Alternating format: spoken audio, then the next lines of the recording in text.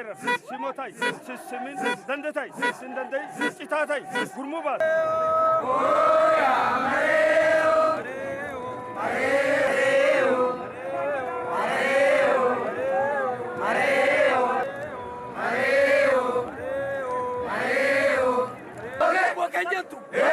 Atindako, Kakiptuna, Jole Noro, Nanyapuna, Jole Nombo, Jole